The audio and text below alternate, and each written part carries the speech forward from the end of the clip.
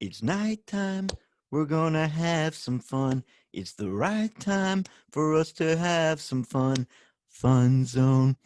All right, welcome back. That was my new theme song, and we are in for a treat because my friend Shane T is in the waiting room.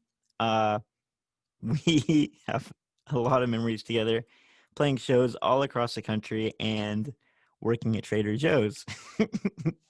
So let's welcome in Shane T, everybody. This is going to be a fun time.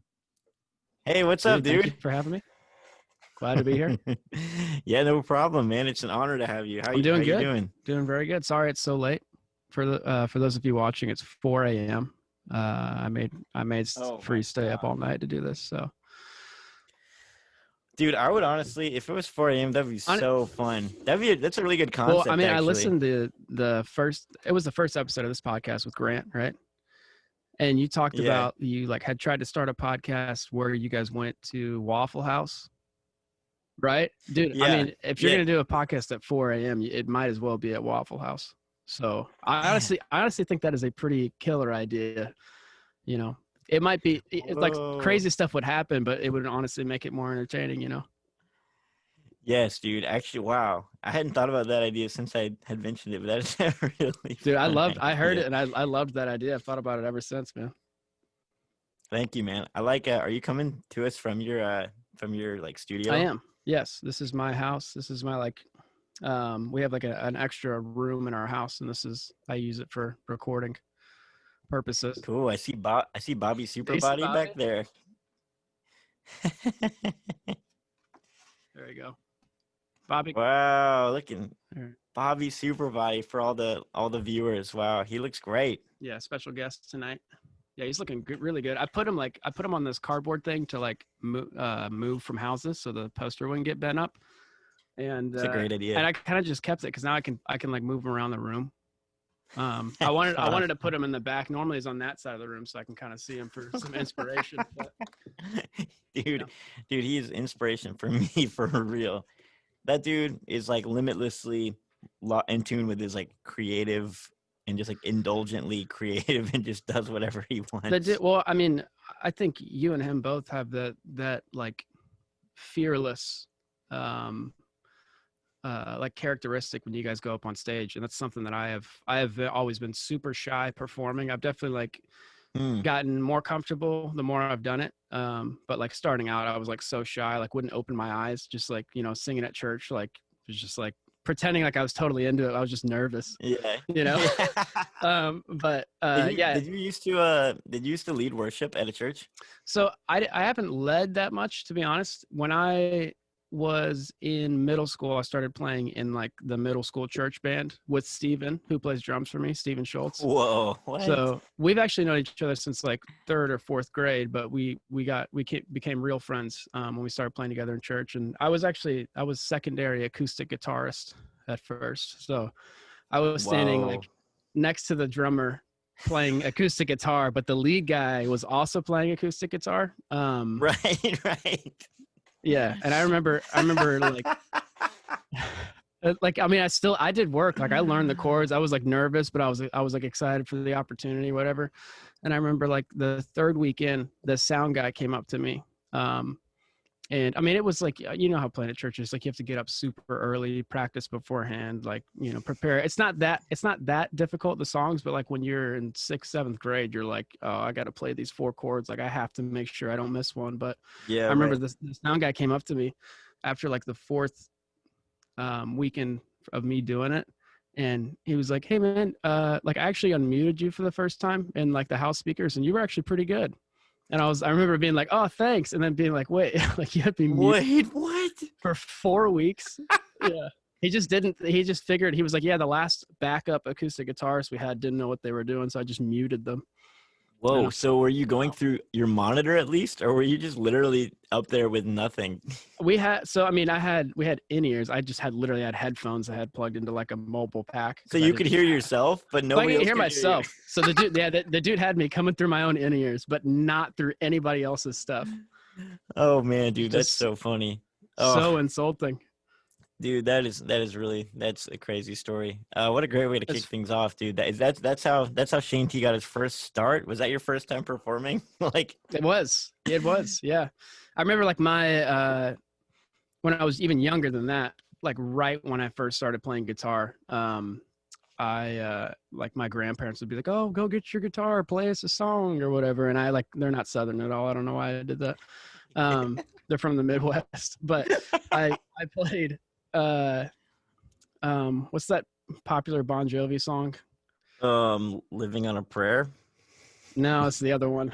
It's like the cheesier one that has like the guitar. It's like Uh, dude, goes you're all the way exposing down. me in front of everyone that I don't know anything. You give love a I mean, bad I don't name. know. Am I? It's It's my life. Always wanted dead or alive.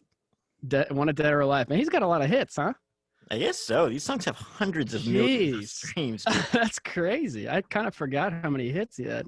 No, it was Live or Let Die. Is that what it's called? Man, Ride or Die. Uh, yeah. Wanted dead or alive. Wanted Dead or Alive. Dude, I actually, I remember mentioned uh, I mentioned Bon Jovi a lot to people because I really like this guy named Oberhofer. Do you remember that guy? I Like an follow indie him on artist. Instagram. Cool. Yeah, Yeah, he's awesome. he's He's like friends with great, like Foxygen. Yeah, pianist and piano. Yeah. keyboardist. Yeah, he was pretty popular in indie music like 10 years ago. And I follow him. And in every interview, his name's Brad Oberhofer, but his band is Oberhofer. And he's like, he always says, I'm kind of like Bon Jovi because he goes by his last name. And I just thought that was so funny. So I say that too. People are always like, oh, but you go by Freeze? I'm like, yeah, it's like Bon Jovi. And they're like, oh, That's okay. hilarious. Like, oh, it I makes love that. sense. I It's love that. totally acceptable for you to do that because Bon Jovi does it too. I mean, yeah, absolutely. I remember I introduced myself as Bon Jovi one time at a show when we were on tour, and nobody laughed. I think we were in Iowa, and I Dude, was like, "What's covered up?" some We played our crazy first song, places. and people were just like a little bit. There was like 15 people there. It's like, "What's up? We're Bon Jovi," and then we just started playing another song, and everybody was just like, "No, you're not. You Was that when fraud." you were? That was when you were on that crazy tour. Where you like opened up for Rit Momney For Rip or Momney, yeah, that one was so funny. We had so cool, dude. it is, dude. He has just skyrocketed. Have you been following his No, success lately? So he released a song in I think April or March, something like that. Maybe May. I don't know. It was early. It was before um, everything got like really bad with the pandemic, I think. But he Hmm. released a cover of "Put Your Records On." I have heard that, Okay, great cover. Really dude. great song, So great good. cover. Yeah. And I remember him like he's like, "What do you think? Like mix notes wise, like, do you hear anything?" And I was like, "No, dude, it sounds great. Did a great job." And he's like, "Oh, thanks." Released it. It was doing like pretty well, and then in September, it just blew up on TikTok. So Oh, really? it's like if you look at Rit Momney streams now, he's got like 17 million monthly listeners, and like he got signed to Columbia. It's From that crazy. cover, From that cover. It blew up that dude. much. That's It has like, insane. I can't remember. This was a while ago. I checked this, but it had like over 1 million individual TikTok videos that it's in. So Wow. I mean, infinite number of impressions, but it just blew up. So it's funny now because like literally a year ago, we were on tour in Iowa. For some reason, we were in Iowa and we played like 4 shows there or 3 shows there. Um, in just the weirdest places with like 10 people. And now to think that he's like kind of famous is Yeah. insane. But Yeah, that is insane. Wow, that's really cool, dude. That's yeah, crazy. That was so cool when you got to do that. And you also on that tour also opened up for Illiterate Light. Was that the same run? it was right afterwards. So that was I had played a show with the Literate Light in December of like 2018. Cool. And then they just keeping in contact with them. They had me out for like a 3 show run in like the Midwest right after it was right before the Rip Momney tour in the summer there. That's sick, Um, dude. That's yeah, sick. which that was super fun too. That was like um, tour was also, it was just 3 shows, and we played in Pittsburgh, and it was like no one was there, but it was also like the best green room in venue food experience I have ever had. Like I literally had the best pizza and the best salad I've ever eaten in my life. And I'm Whoa. Italian. And Oh my in gosh. this green room What in venue? Do you Pittsburgh, know the name of the venue? I'll I think it put was you in the called flank there. I think it was called Club Cafe or something like that. Cool. Or What a maybe I'm name. What a totally wrong. generic I name. know, I know, I know. I need to double check to make sure I'm right with that. But dude, it was it was like 5 paying customers and then my uncle and my cousin were there, and that was pretty much it. But it was a fun show. Jacob's bass broke, so that was fun. Whoa. It is called Club Cafe. That's cool. Yeah, it was awesome. And the green room was massive. It was bigger than the like downstairs area where everybody was for the show. It was crazy. It was bigger than the venue. Dude, Um, green rooms are fun, man. I've never, from all my DIY touring, I don't get a lot of green rooms, but on this last tour, I started getting some green rooms and I just felt like a king. Like they'd be like, here's some like sparkling water. I was like, I'm gonna throw down 3 dude, sparkling yeah, waters just because I that's can now. I'm Led Zeppelin, baby. dude, when I play at the Georgia Theater, like that's what I feel like. I'm like, I made it. I don't need to go Dude, anywhere else but here. dude, you are the king of Georgia theater. You have played I there played that a lot. so many times and you just always pull a crowd and have a great time. And you've played the rooftop. I'm guessing you've also played downstairs, yeah? Well, that was the first show that I played with the Literate Light was downstairs. And that was At the actually, Georgia theater? yeah, that was so it was a Literate Light and Post Animal, and the Literate Light was on Holy tour moly. with them, opening up for them. Um, it That's an was incredible. it That's an was just a incredible really gig. it was random, dude. I didn't even like someone reached out to me from 0 Mile, like the talent agency, or not Yeah, talent agency. I guess they book shows, whatever. booking agency. Booking agency, and they were just like, hey, like my roommate showed me your music and we need a local opener for this show, like will you come down? And at the time I was living in Nashville. I had been up there for like almost a year, or been up here for almost a year, and I was just like, yeah, I'm local, absolutely. I Yeah, like, right. granted, I knew I could still bring people out in Athens, so it was like fine. Mhm. And I used to work at the Georgia Theater. I was like an intern there. I didn't know that. um yeah, in college, in my senior year of college, I was a production assistant intern at the Georgia Theater. So, and I hadn't Cool. played a show there, not even on the rooftop, until I graduated. So I spent 4 years in Athens. I played like every venue, like a couple times, Wow. and I never played the theater. It was kind of crazy. That is crazy. So But you to be honest, like Drew Beskin really started booking like better shows for the rooftop. Like it wasn't as prominent as it is now, where it's like there's shows there all the time. Like I think right. Drew Beskin got the job like maybe during my senior year, and he just started making it so much better. And Wow. Drew yeah, Beskin is the man. He's he's the like one of the guy. coolest people, Mm-hmm. one of the hardest working, just coolest people. That's really awesome, dude. So So yeah. so to tie it together, when we were talking about you growing up, Mhm. let's get. I would be interested in hearing how you arrived in Athens. So you were playing guitar, you were playing Bon Jovi, leading worship, and Yep. and that was right when you said you started getting your kicks. I was like you were like 12, 13 or something. Yep.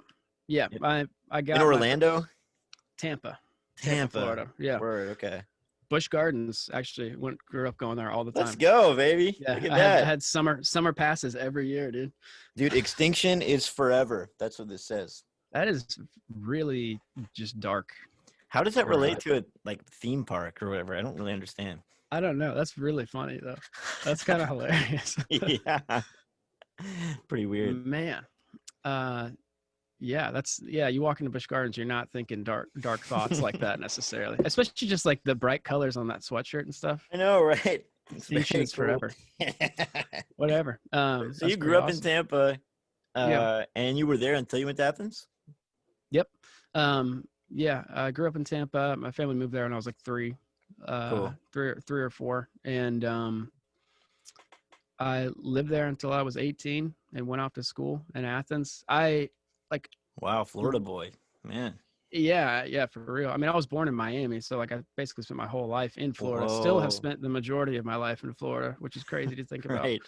But yeah, growing up there, it was great to grow up there. But like there was a lot of friends, like great neighborhood. Like we lived on a lake. It was just like I mean, a lot of people live on a lake in Florida. There's a ton of lakes, but Hmm. um, it was a perfect place to grow up. But by the time I got like junior, senior year in high school, I was like, I have to get out of Florida. Like I gotta leave here. There was like hardcore music scene, and then like I was playing like acoustic stuff Whoa, yeah. I like the venues and stuff. I started out in middle school. I was in a pop punk band for a while, Whoa, no and way. then and then I took over the lead like singing of the pop punk band, and basically started writing acoustic songs because my parents got me a nice acoustic guitar when I was like 15, I think.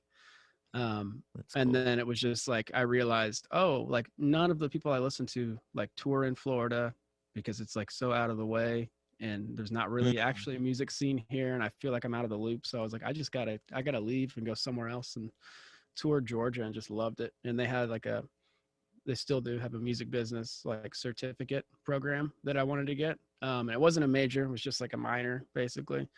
Hmm. Um, but I actually never really wanted to go like full-time music major or music business major or whatever. I kind of always wanted to do something else and then have the music be like what I fill the rest of my time with.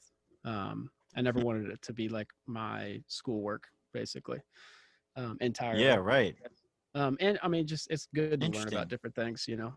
Yeah. Um, You're a so well-rounded person. I feel like you have a lot of interests, and thank you. Yeah, you, I you try to you be. you have a Yeah, lot of different hobbies and things that you succeed at. And but at the same time, you're incredibly motivated. You're one of the most motivated people I know when it comes to music, like sincerely. And thank you you. get I appreciate you that. get it done. I mean, I you've put try out a to. lot of I great music, and you've done amazing with your touring and like through DIY, and then also like landing these cool support slots. It's incredibly yeah. impressive. Yeah, I really appreciate that. Yeah, it's been like this year's been totally different. I feel like once everything got shut down, it was like everybody could kind of feel their own momentum just halt. And then now it's Dude. just like still the same spot. And I know you feel that same way. It's just been like I still feel the same amount of motivation. I just feel like it's hard to find avenues to kind of release the creative drive that I have right now. And like Yeah. obviously we still kind of can't tour, you know, we can play like some shows here and there, but it's kind of not the same feeling. Right. And like live stream stuff, I did my first live stream like a couple of weeks ago, and it was fun. It was definitely fun. It was a weird, very weird feeling because I was like more nervous for that than I have been for like my past couple shows that I played like in real life. And maybe just Right. because it's been so long, and maybe because I'm like not used to playing shows right now or something. Hmm. I don't know. But I yeah, definitely this felt year that too. It is. It is. I think it might also just be because there's no one to cheer. There's no like momentum to go off of. It's kind of awkward. there's no direct person to talk to, and like you can look them in the eyes and know that they're like enjoying the stupid joke you just made, or like you introducing Right. yourself as Blink 182 if they like it or hate it, you know. Hmm. Which I've done that before, and people literally came up to me afterwards and like, so it's called Blink 182, and I'm like, what? Like, Dang. you Not did? How everyone did you knew. not get that? Yeah, it was crazy. That is Um, crazy, dude. It has been, dude. It's been a very weird year. Yeah, it's hard to. I mean, yeah, I still like I'm still working hard on stuff, but it yeah, is.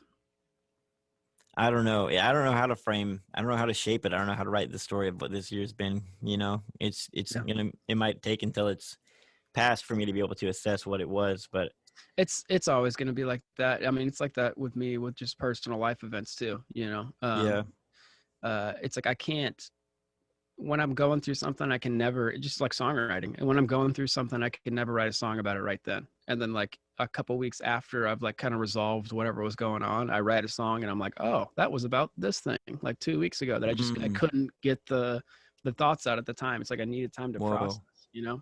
yeah, totally, So, and that's, I mean, right now it's still like this is a hard time for a lot of people, and a lot of people have it way worse than I do. I'm very lucky and fortunate, and but I just feel so like locked up creatively that I do feel like I was talking to Meg about this, Meg from Beware of Dog, and yeah, I really feel like at some point, like soon, there's going to be like a corner we're all going to turn, and then it's going to be like, oh, we kind of can process everything that happened, and then hopefully it'll be like opening the floodgates on creativity and just like output and being like just super confident, like, oh, I got this song done, I got this song done, now we can Yeah. plan this tour in the future, whatever. But yeah, right now it's been just so slow. Yeah, uh, right. but I Yeah, do see yeah, totally. you have been so consistent on like posting and still keeping up that community on all of the platforms that you're on now. It's been very like inspiring to me for to Cool. see that. I haven't like really picked up any of my own slack in doing that stuff since being inspired. I've just been like, oh yeah, that's great. I still haven't done that. I probably should, but Yeah, dude, I appreciate saying that. So right when quarantine hit, we were on tour. Um, mhm, I had 8,500 followers on Instagram, and that's good. That's um, good. it's a nice healthy number. But I can't pass that number, and I know it's just an analytic. I know there's nothing. It's just a number. It doesn't mean that I'm successful or not. But every like week, I gain and lose The followers same amount of to where followers. I just can't. Like I've never reached that number again. Like right now, I think I'm at 8,463, and I just think it's interesting. I don't know. It's like for my own personal sanity, I look at numbers like that. Like I maybe I shouldn't, but I do. I look at the views on the It's hard YouTube not to. video It's or fun. Yeah. the streams or the followers or whatever. And when you're on tour, they just all are organically growing. You're just constantly, having new Hmm. exposure, finding new fans, gaining followers, and it feels great. It feels like you're succeeding. It feels like you're Hmm. growing your music. But this year, that's totally been gone. And also, I think for me, I'm incredibly goal oriented, and it's just hard to make goals. Like, Yeah, 'cause I you don't don't know know what's what out goal. there. Yeah, yeah, and it's just like even when I reach a goal, it's like it doesn't. I don't know what the point was of. Yeah, I just don't. I don't know how to just be an online artist exclusively. It's an Yeah. incredibly all of the apps, like all of them have their own algorithms and their own game, and they're all whether it's Instagram or YouTube or Yeah. TikTok, they're all just incredibly difficult to like carve out your spot in that Exactly. culture. And I have really realized recently, like I've recently gotten on TikTok. I'm not really posting a bunch. Really Cool. Olivia, my girlfriend, she has been keeping me up with all that stuff. And I like if you like, hone in on your Instagram game, you can't bring it over to TikTok. It's like a different world. And Right. I didn't even really realize that till I got on TikTok, and I was like, wow, this is a different like climate over here. This is a different atmosphere. Like Yeah. people treat you differently. On Instagram, you kind of want to be seen like you're not trying too hard, but you're still like cool or like funny or whatever. And Yeah. they don't want you to be like self-promoting too much or you'll lose followers and all that stuff. But TikTok, they're like, go after it. Like put all the hashtags on there. Like they're like Right. encouraging that. It's just totally different worlds. People are really shameless on there, just like They plugging. are, yeah. They do like some sad music's playing, and they're like, I lost everything and now I'm a musician, and you're just like, whoa, like this And people person's eat just it like up. going for it, like they're telling Yeah. this story. It's amazing. It really is a different world. And when I think one of the weirdest things for me to like wrap my mind around is that like from like let's say post high school, like post being in a band in high school and being like, oh, I'm doing the thing, I'm in a band and it's going well, Hmm. and now it's like I live in a world, especially without touring, where it's like, oh, being a musician or an artist could mean such a wide range of things. Like Yeah. every single app or like niche part of the internet has its own subculture where somebody's like, yeah, like I do Patreon and I succeeded it, or like Yeah. I kickstart every album and get $30,000, or yeah, I'm just like a TikTok artist, and it's like, and now that I can't tour, I just see all these roads, and I'm like, you could put your entire like 40 hours a week into any of those roads, and it would take a year or two or more Hmm. to grow your music like in a substantial way. It's just interesting because I used to just would tell people I wanted to be an artist or a musician, and now I'm realizing it's something way more specific than that I have to figure out, like, and then I'm still figuring out because Hmm. there are endless things that could mean being a Yeah. musical artist. Absolutely. Yeah. There is.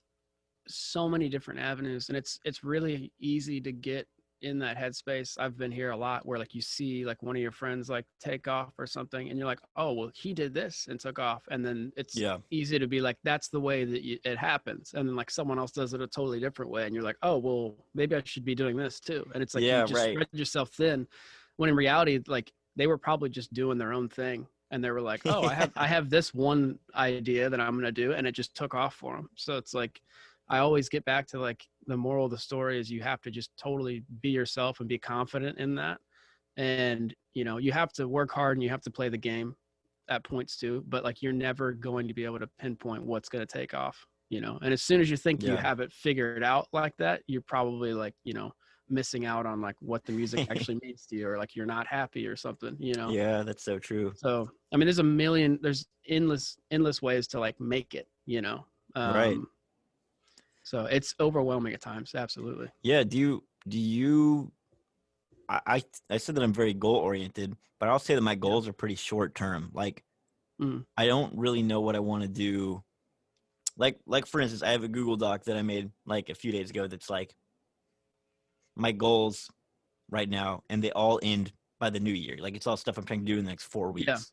Yeah. Are you that way, or do you feel like you've got like a 5-year vision, 10-year vision for your artistry? And even in terms of like what we're talking about right now, do you feel like you already know like I really prefer to work on like this or that when it comes to music business or comes to So my artistry?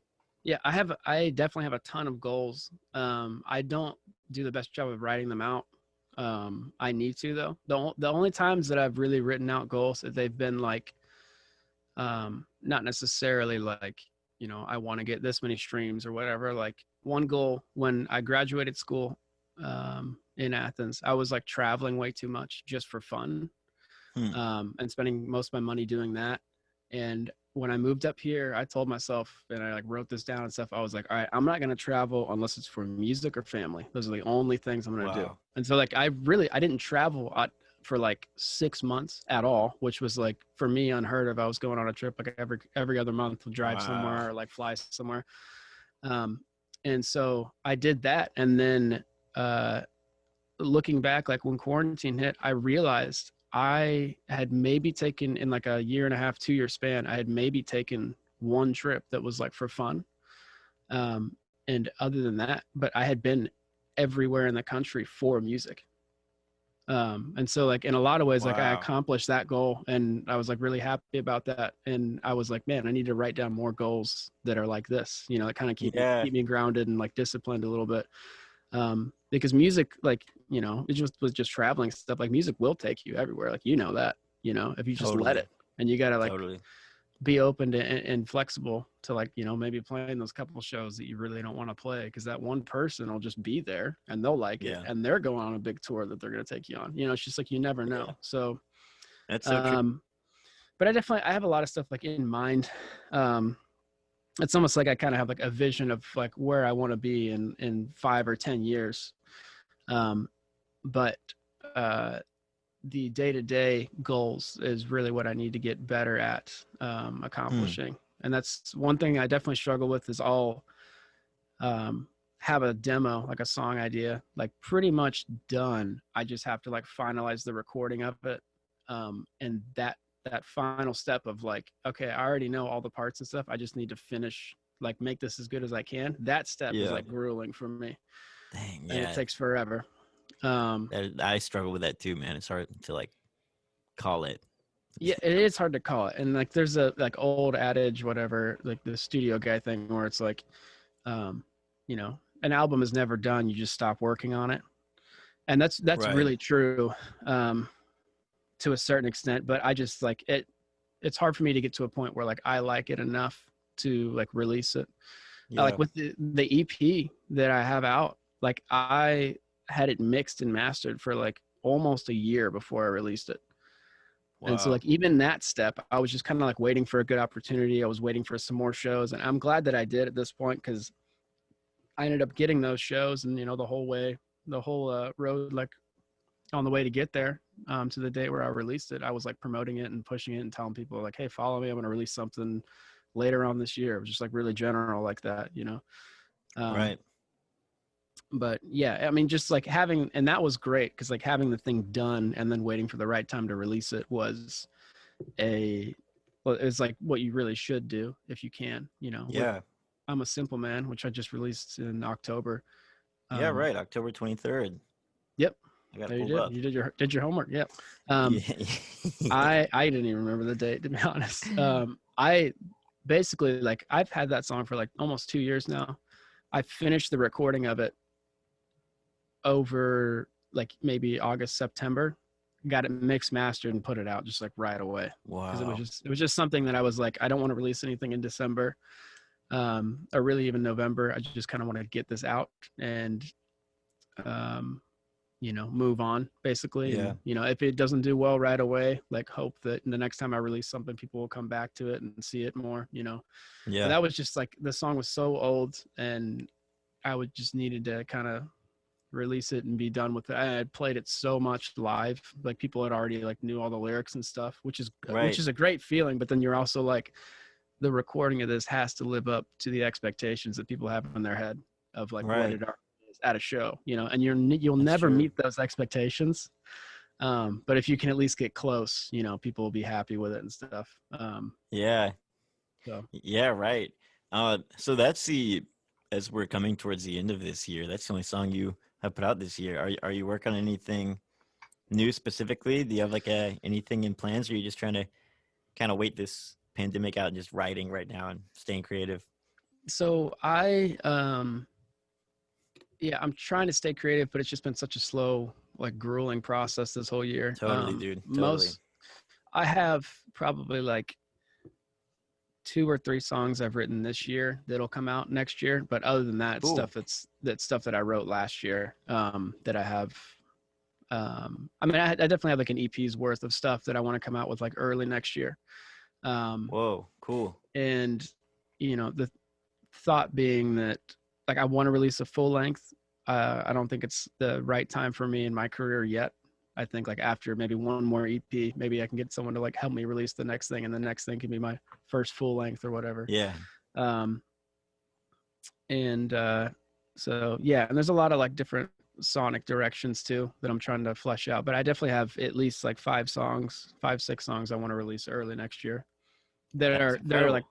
pretty much completely written. I just got to get that final step of like finalizing all the recording and stuff done, Yeah. and then you know get them mixed and mastered and whatnot. So Interesting. So would these be songs that you're going to would you record them like in the room you're in right now? yeah, they're already recorded. Whoa. Mainly in this room. Yeah, I just like I said, like everything is recorded on them. I might add some other stuff, but it's just kind of going back and being like, all right, this is just a drum machine right now. Should I put real drums on it? Like stuff like that. You Yeah. know, this bass is cool for this demo, but can I do it better? Like things like that. So, Right. and definitely like vocals, redoing vocals. I feel like I my vocals have changed so much in the past, really like 6 years, but even just in the past like year or two, that like this Simple Man demo that I made like 2 years ago, it is like so different to how I sound now. It was kind of Wow. insane. So it's like really like a different person singing it. Luckily I've played it live so many times that like the song has kind of slowly evolved. It wasn't like a big shock, but Yeah. going back and listening to it is pretty funny. Whoa, Um, yeah, that's really interesting. So the new songs, you think you'll be have just will have a new sound from the last collection, you think? yeah. So the new, it's like I've been playing a couple of the songs live a lot that I'm going to release next. And Cool. they're definitely compared to the EP, they're definitely more like rock, rocky, I guess, rock oriented. And it's kind of from playing shows and, you know, playing all these chill songs and then being like, I want songs that people can like, you know, move a little bit to live or like can get a little bit pumped up to. Cause like Right. the only song I really had that was like that was like Wasting Time, and every time I played it, I was like, I need more energy like this. You Yeah. know, this is something that I want to do. So the next couple songs that I'll release will probably be the ones that like have more of that energy. And um, Whoa. Interesting. Cool. yeah, so it's like, also I genuinely like the idea of like getting inspired by where you are in life and where you are like physically, like where you're living. Yeah. So this is definitely more of like, I guess, a Nashville sound as far Nashville, I guess, as I go, to where it is like more indie rock rather than like indie pop rock. Yeah, right. Um, so yeah, I mean, still drum machine, still using the same guitar, and it's still the same voice singing, unless I've changed a lot and I just haven't noticed. Yeah. Um, but yeah, it'll definitely be more up, not upbeat, but more energy, I guess. I mean, a lot of the bands that you have been on tour with are high energy Oh yeah, and like rock. Like, I mean, we've played a lot together in Future Crib and Dan Luke and the Raid, who are good friends of yours. oh yeah, So yeah, I could see how. I mean, I've never felt like your music. I've never. Obviously, that's going to be more of something you would feel. I've never been like, oh, Shane T's out there, energy is too low. Like, but but I could see how you are around a lot of like pretty high energy rock bands, and how that could like, yeah, and just like, yeah, when you're out there on the road, it really does change how you feel about the music you create, because it's like, I don't know, you can feel really good about a song and still feel good about when you're performing it, but be like, wow, this doesn't affect a group of people quite in the way that like I thought it was going to, or maybe yeah, I didn't even consider how they would react to it because I was just writing it in my yeah. bedroom, you know? Absolutely. And that's something I've kind of had to overcome a little bit, is that my gauge of like what's like hype or like energetic or like upbeat is totally different than normal people. Because so like I would be starting off playing shows or whatever, and I'd play like Apartment Dream at a show or whatever and stuff like that, and thinking it was like, oh yeah, this one really gets me going. And then everybody always comes up and is like, dude, I love your like just really chill, like laid back vibe. And I'm like, what do you mean? That was like a banger. What are you talking about, dude? Yeah. But so it's like my gauge of that has been totally like changed in the last couple of years. I think I prefer typically like a little bit slower music anyways, and I like a lot of hip hop and stuff that you know Right. might have those like slower like drum machine beats. That's really what I was inspired or really what I have been inspired from a lot.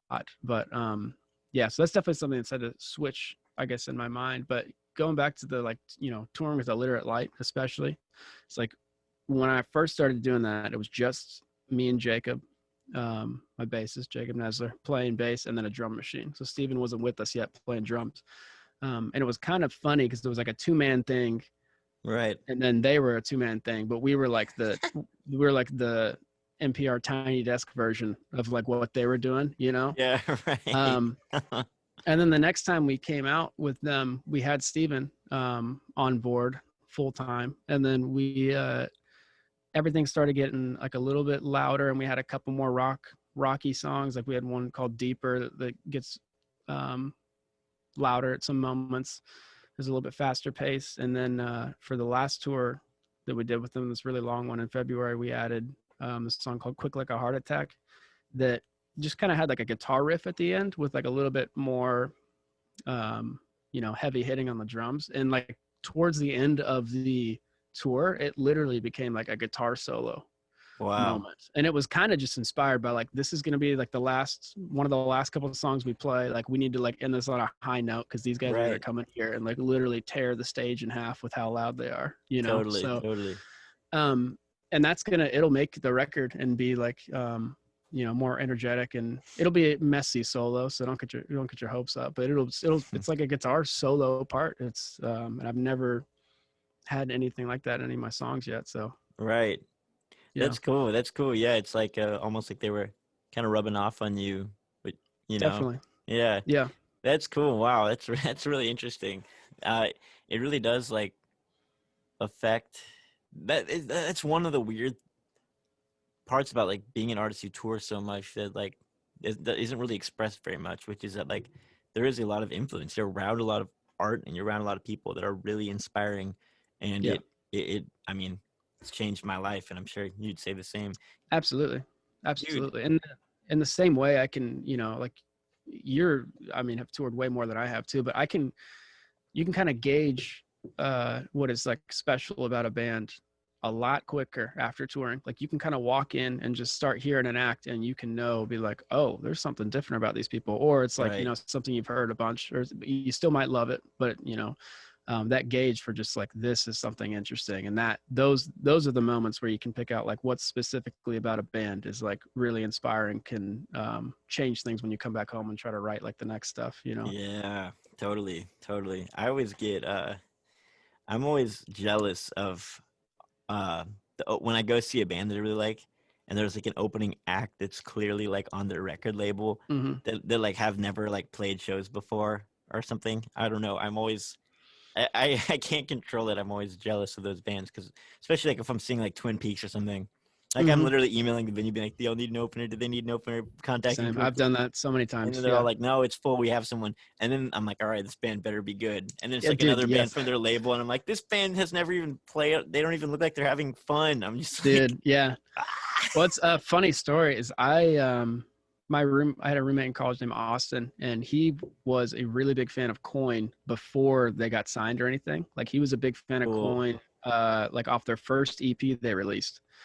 And I went to like a show with him in Atlanta, and apparently it was Coin's first like show on tour ever. And Whoa. it was so funny. They all looked like so nervous. And then like you go and like watch them now, and Chase is like dancing around, and you're like, Oh yeah, man, he's an these guys animal. has like up their game. It's crazy. That That is in itself crazy. can be inspiring too, because you were just like, these they adjusted so quick.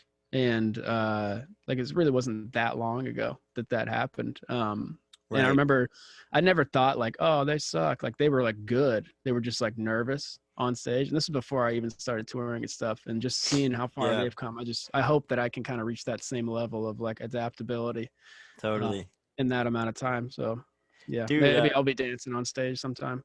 I would love to see that, man. I gotta practice.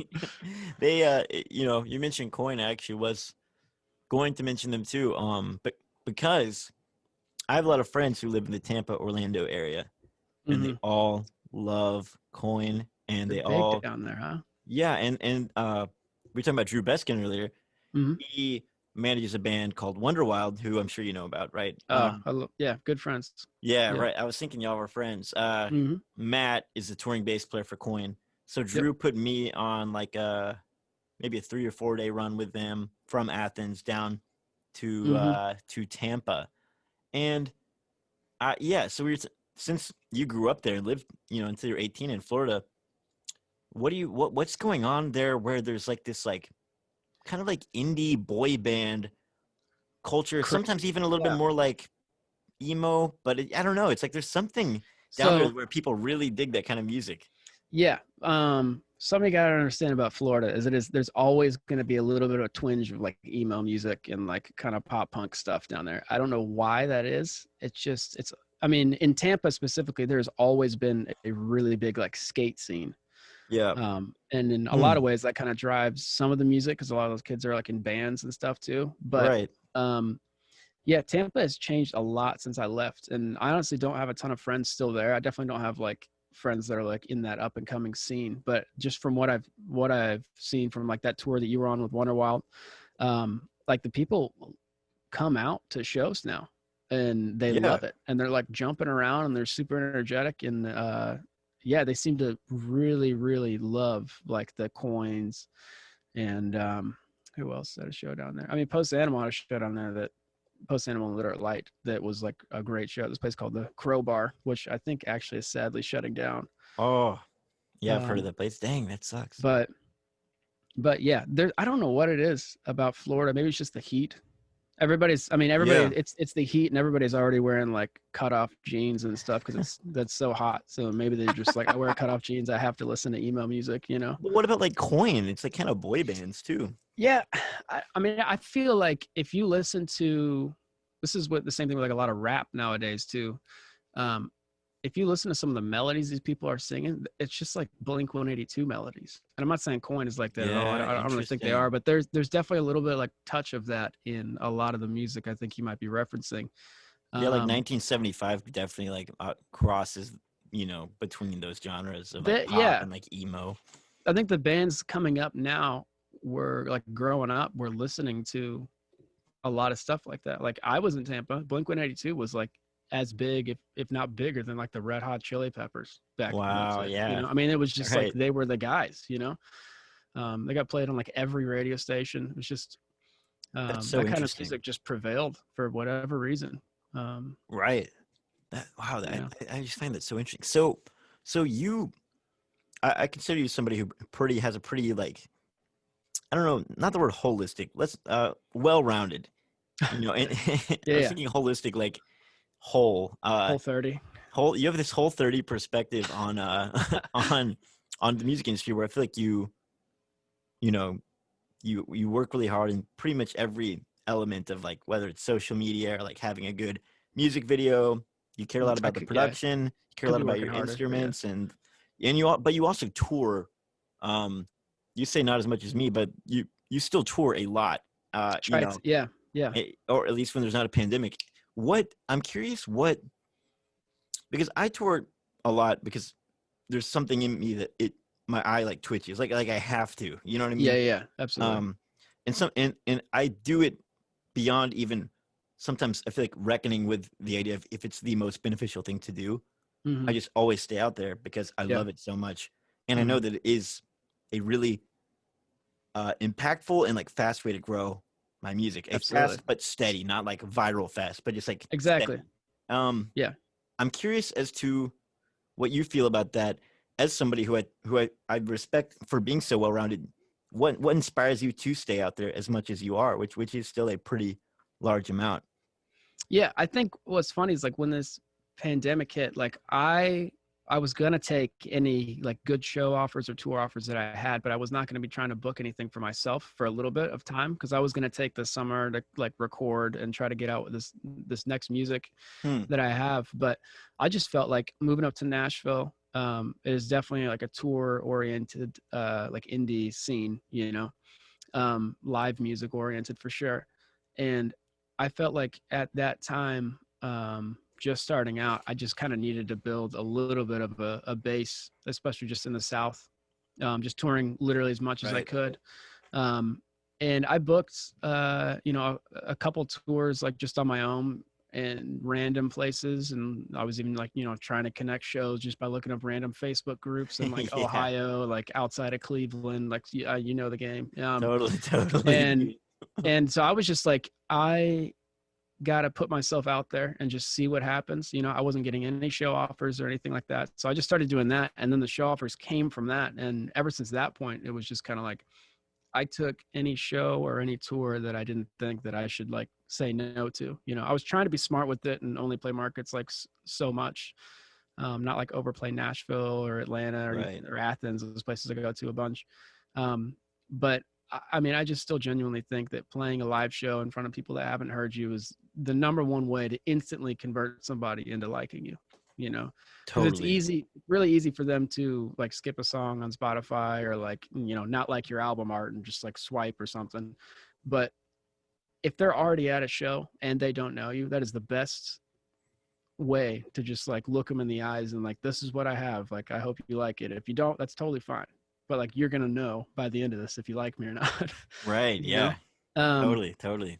That's so So I true. mean, and just besides that, it's just fun too. It's really really fun. I have to get like, I have to make sure I don't get caught up in the ignoring all the other sides of music too when I am touring because it can definitely feel like I'm getting a ton of stuff done just by the nature of how busy it is, like it's Hmm. just nonstop. And I mean, it's weird thinking like you play it for like 30 minutes to an hour every night, but like, it's full time when you're out there. You have no time basically to do anything else. Right. Yes. Exactly.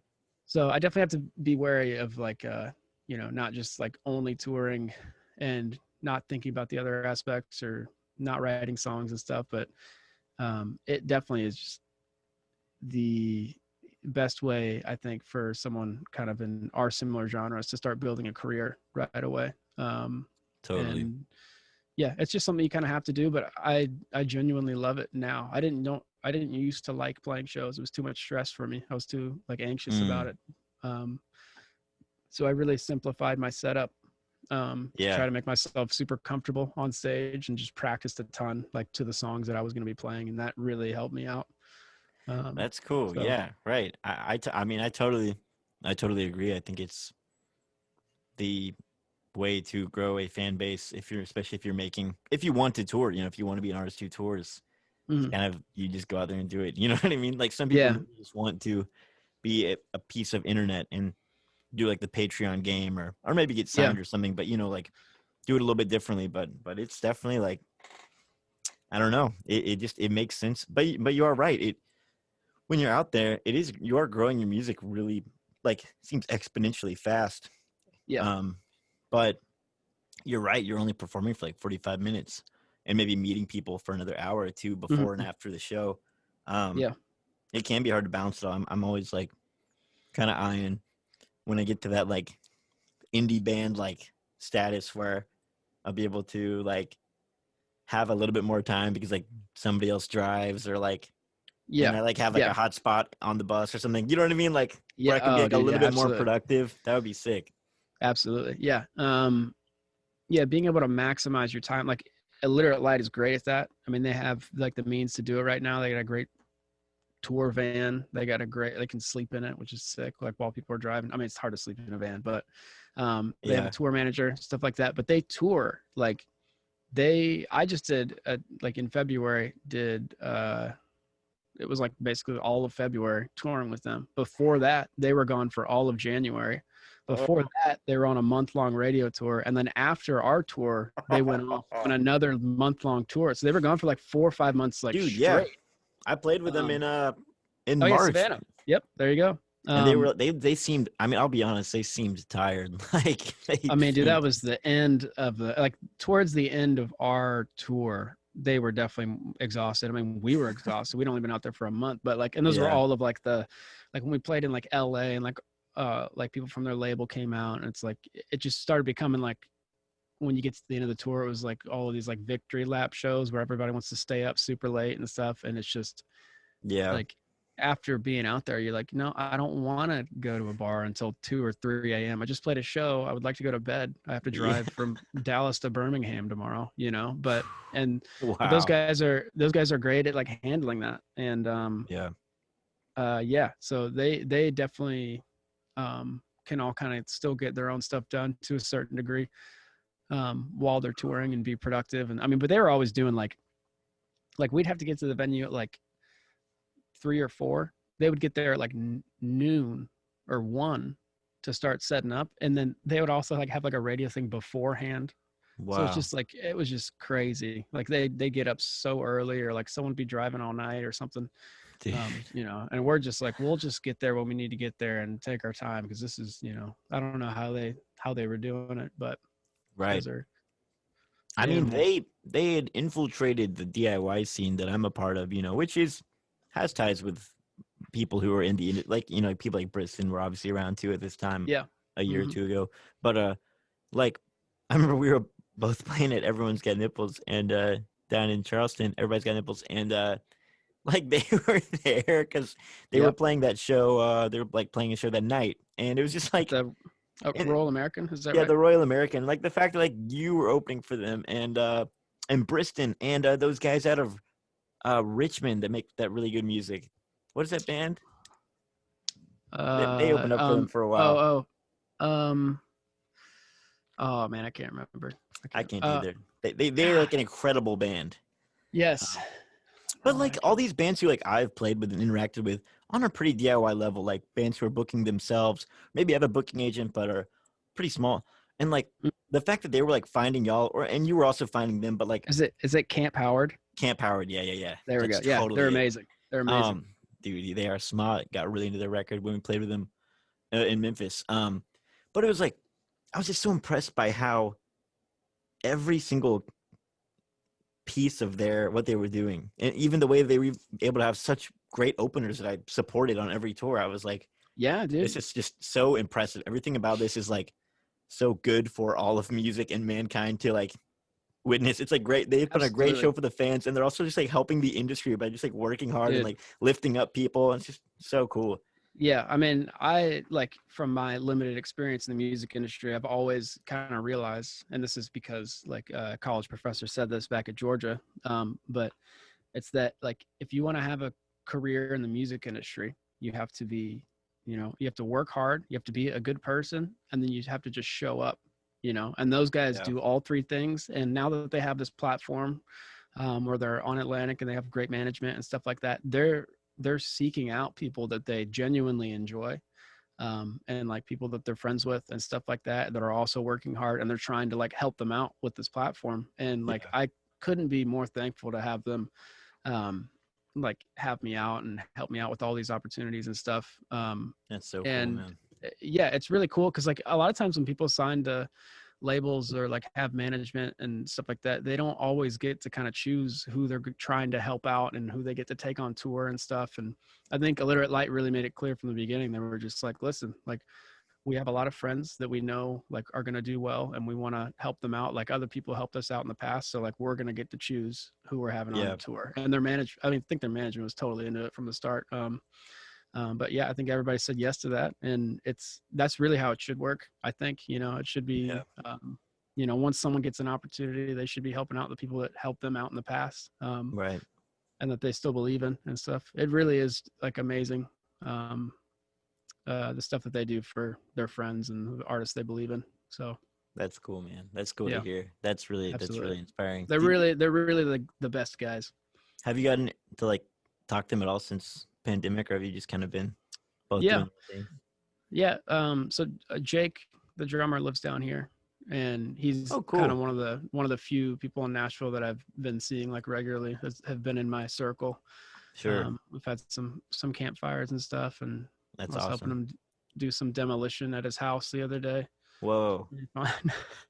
Yeah, me and Jacob and my friend Dean went over there to help them tear down a couple walls. Dude, that's Nice. crazy. What is your, I mean, this is kind of a, well, I'm just curious, what is your quarantine been like? You know, not to put too much pressure on even like what have you got done, like are you writing, whatever, like just Yeah, yeah. what are some things you like to do every day, you know? Anything you've gotten So into in particular? the first thing that I did is I started playing way too many video games. Um, Really? What kind of gaming?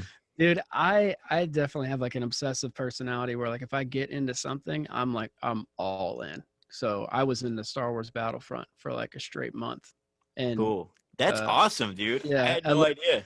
yeah, Olivia and I co-bought a PS4, which it's just mine. Like this was like back in January off like Facebook Marketplace. Like we were gonna play some games together, just have fun, whatever. Just use it. I wanted to buy it. This is kind of how I convinced her to go in on with me. But like, like you show up to somebody's house and they have like a ping pong table. Like you start playing ping pong. It's like casual. It's fun. You know, I wanted to have like Grand Theft Auto or something, and just like Totally. when people were over, like play it, but not play it on my own. Like I wasn't gonna do that. You know. But then like I got Star Wars Battlefront, and I was obsessed with it. It was like Yeah. really hard to not play it too much. But then like weirdly enough, like Jacob was here with me, and then he went down to Florida to stay with his family for a while. The day that he left for Florida, I was like, I don't want to play this anymore. I literally have not played it since. That was like in Whoa. June. So it just Interesting, switched, man. turned off. And it wasn't even, I had been trying to be like, okay, I need to focus on music. I need to do this other stuff. And it just Hmm. never happened until like, and it wasn't him leaving. It was just like, I just hit a wall. I was like, maybe I was just like, I'm so good at this now. It's sad. And then just like turned it off or something. But cause I got pretty good, but Wow, dude, that's really interesting. I gotta say, I completely like relate to that entire story because one, I think video games are an incredible thing to share with friends. yeah. When I have had roommates, we've always had like a Nintendo game system and played like, especially like Smash or like Mario Party or Hmm. something. It's like a great way to like hang out with people that isn't, especially like roommates and stuff Yeah. too, where it's Hmm. like you all get done with your day and you don't want to like drink coffee and like look into each other's eyes and have a deep, it's like you just need to like chill with your friends and just like do something fun, and Yeah. it's a really cool way to do that. However, I also, this is interesting, I also have like an obsessive personality, and if I start playing a game, I can play it for like 6 to 8 hours a day, or like Hmm. I flip, and then I will like literally have to like unplug it and like put it away Yep. because it's like opening Pandora's box whenever I mess with video games. So that's why a lot Dude, of times absolutely. I don't play them at all. But when I do, maybe on Christmas break, like maybe around this time of the year, I'll just go Yeah. crazy, and I'll like a week of my life will just be like playing something. Dude, yeah, I remember like I've always been like this too. I'm sure you probably have as well, but I remember like I got like super into Pokemon when I was younger, like really young. And I started like a binder of cards, and I had like a couple pages or whatever. And it was like getting like pretty full, and I played with my friends every day. And like I did that for probably like 6 months to a year. And then Yeah. I was like 10 or something. I woke up one day and I was like, I'm done with this. And I remember going over to the trash can and throwing away all of my cards, just being like, no, I'm done. Whoa, no And way. I remember my friends being so mad at me that I didn't give them my cards, but I was like, I like couldn't process it. I was like, what are you talking about? I was done with it. Like Whoa. I'm over it now, you know? Yeah. So just I've always been like that for whatever reason. But yeah, so video games can be dangerous. I have not owned a gaming console or whatever since like high school, and even then I just did it for like a summer and then sold it because I was like, I'm too obsessed with this, you know. Even back That's then I just knew it. crazy. So I always had friends that like had them, and it is fun. Like in college, like I lived in like a duplex where it was like five people on each side, and it was like my friend group. It was incredible. It was like our literally 10 best friends, you know, all living together. And we had like Grand Theft Auto on a PS4 on one side. And it was just like we'd That's sit so there and cool, just dude. watch somebody play it. And it was just so much fun, you know? So as far as things that I've gotten into that I shouldn't have in quarantine, that's definitely like top of the list. Just been obsessed with That's video awesome to games hear, for a dude. little bit. I had no idea. That makes me really happy. Even though you say Yeah. it's not a great thing, it's Yeah, it was funny because like starting out, Olivia was just like, you need to like just do this, you know, because you think it'll be fun. Like, don't think about like you should always be spending your time doing something else. Like, do it, like do something fun for yourself. And I was like, you know what, I should do that. And then like yeah. 2 months in, she was like, we need to get rid of this thing. She like totally flipped, and I was like, I know this is my fault. I'm sorry. Like, I knew this was gonna happen, you know. Oh man, that's so So funny, dude. yeah. That's great. Any other like hobbies or any like passions you found, like cooking or I don't know, anything weird? No, I mean, well, Olivia and I started cooking a little bit more for ourselves, but that was just, it wasn't really like anything too intense. It was something we should have been doing anyways. Just Right. mainly trying to save money. But uh, I had a knee surgery where I was like, That's right. I couldn't walk for like 3 weeks, but I was on crutches for like 8 weeks or something like that, which just sucked. Um, but in that time, I got really obsessed with like racing, like watching racing, like Formula One racing. Yo, no way. So, and dude, Wow. growing up, I was a big NASCAR fan.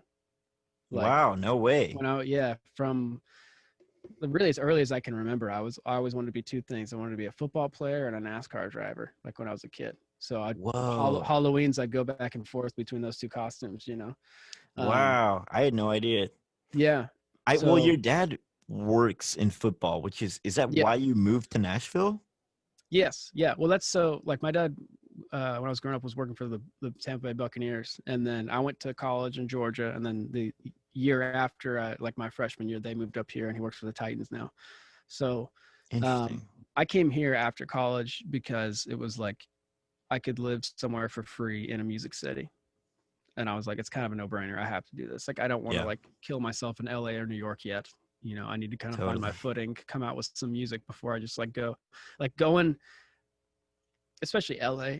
I don't think LA is somewhere to find yourself. I think LA is like you kind of have found yourself and you go out there and try to make it in a sense. You know, I think That I've makes known sense. Yeah. I've known a lot of people that have moved out there like hoping like, all right, I'm gonna move out there, then I'm gonna start my music career, and it just never works. You know, um, and but you know, I've had friends that have gone out there after they started their music career, and it's been great for them. So Right.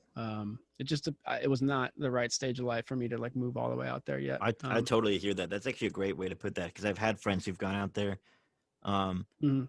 looking for opportunity and have moved back here kind of being like, well, I wasn't not really sure like it just didn't quite make sense Yeah, yet, you yeah, know? and that's good that they didn't just try to write it out, because then that's when you really start like rethinking your life and your career Right. and stuff.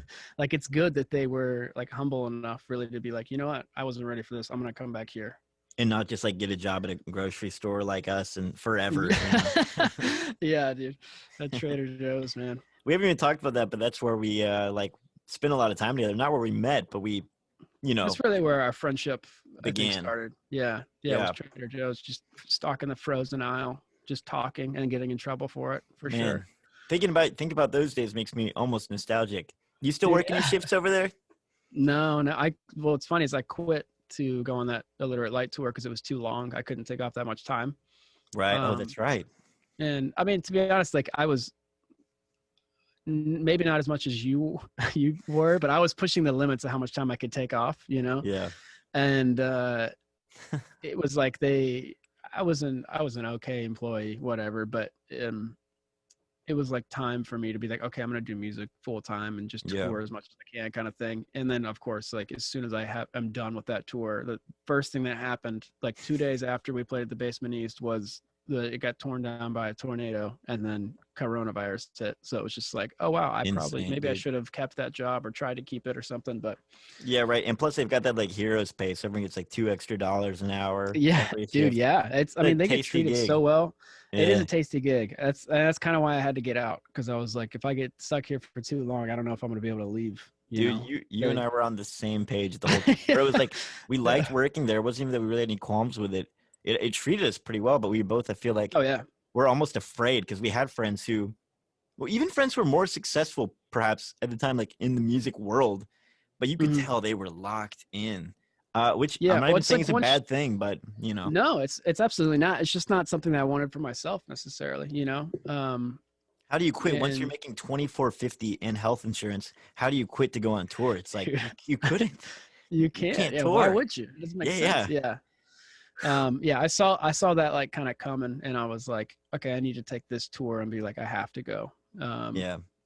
you know, it's not something I'm gonna pass up and not quit. You know, Yeah. I've definitely thought about like going back. I just don't know if maybe it's a pride thing. Maybe it's like, you know, once you quit a job, you don't want to go back to it or I whatever. completely But agree. I completely feel the same way. It yeah, would and be maybe good that's for a me to maybe, make some dough, but I just yeah, don't. maybe that's a flaw in myself or something. But I feel like you know, when I need it, I'm gonna need to. I'll find something else, you know, to start making more money, or maybe I'll just move back home. Yeah, That's always an option, you know. totally, totally. So That's cool that that is an option now, which is awesome yeah, with your family being absolutely. there. Yeah, my mom is trying to move to like a small house though, so maybe it's not an option for too much Mom, longer. come on, keep a I guest know. bedroom I was for like, come Shane on, just T. keep one more. Just keep one more. It'll be all right. But yeah. That's funny, man.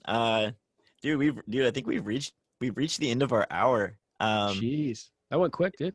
It has gone incredibly quick. I feel like Yeah. we should do this again soon because I feel like we have a ton more to talk about. I'd love to, man. Anytime, really. Is there anything else we should talk about before we go? Is there anything you wanted to specifically plug or Oh, yeah. I mean, I didn't do a music video for I'm a Simple Man. To be honest, the number one and number two reason is, one, I couldn't really think of an idea that I really wanted to get behind. Two, I didn't want to spend money on an idea that I couldn't get behind. So instead, I did like a live performance of it, a little acoustic thing, because it's one of my songs that can definitely be probably the best one to be stripped down to acoustic and Yeah. perform that way. And so I did like a little acoustic session in my backyard. My house is awesome. Like it's on a creek. It's beautiful out back. So I did a little performance out back. And I'm going to Cool. release that on YouTube tomorrow, which is probably going to be today if you're watching this video. So Yeah, dude. When do you it'll want me to probably put, be should it'll we probably put be this out. out? Should we put this out like ASAP so that we can help get the word Sure. out? Okay, cool. Absolutely, man. Absolutely. I'll Yeah. So drop it like the tonight or video, tomorrow morning. yeah, the video is probably out right now. So Cool. yeah, go to my Check it out, YouTube. y'all. Yeah. And listen to Shane T's music. He's got the whole I guess we call it an EP, Apartment Yep. Dream. Mhm. Holy Nights, Bad Advice, Apartment Dreams, a single.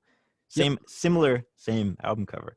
Yes. Same album And cover. then I'm a Simple Man, newest song, and Mhm. got A lot more the to come. check it out on YouTube. The stripped down, and follow Shane T on Instagram. Please do. Shane You're on the T Instagram online. game. What else are you on? Yep. Follow him on Spotify. You're on that Spotify grind. Oh yeah, Spotify. I mean, I'm on Bandcamp, everything. I am on TikTok now. I mean, don't expect much. I'm just gonna be posting whenever I want. Not really thinking about it, but I'm Dude, on if you TikTok. wanted to, with your like production skills in your genre of music, you could totally just like do like the whole like I'm an indie boy Dude, I've playing thought music in my about that. bedroom. Exactly. I thought about doing like, okay, so here's how I mixed my vocals on my last EP. Like one of those like tutorial videos. And it's like, you hit Yeah. the reverb for the compression, just something stupid like that, you know. But because like I see a bunch of videos like that, and I'm like, I guess I'll watch this. You know, I'm kind of interested in it, so I've thought Right. about it. We'll see what happens. It's just a different world. I'm adjusting every day. Dude, yeah, exactly. We all have to keep adapting, you know? And Mm-hmm. the thing with TikTok is that every single video, from what I understand, is on its own journey. Every time you post, it like starts over, and like based off of the reactions it gets, it goes Hmm. further or not further. So you can kind of, as a content creator, just, and I could totally be wrong, but this is everything I've read from like TikTok people, You've read more than me. Yeah. um, is that they're like, just post a lot and see what sticks. And Yeah. because That's one thing I've everything noticed. goes Yeah. into the world of the For You page, as they say. So Yeah, absolutely. That's good. I mean, it's like you don't on Instagram, that's one of the big differences. You don't want to post a lot. You want to be consistent, but not a lot. But like TikTok, like they will love you if you've posted 800 TikToks and one of them blew up. They'll be like, "Oh, you're great." You know, yeah, it's like right. so supportive Right. in that way. So yeah, that's definitely I should just keep posting stuff, you know, why not? Yes, exactly. Well, I'll follow you on there, and I look forward Please to do. seeing everything that you do and seeing this video when it comes out. And for anyone else, for any Shane T stands for out there, thank you for watching Fun Zone. I'm Nordista Freeze. You know, you can like and subscribe and find me all across the internet too. So it's been a treat talking to you, man. It's been great catching up. Dude, it's been very fun. Yeah. Thank you for having me. No problem. Hope to see you again soon, man. All right. Have a great Peace out. night. Peace You too. out.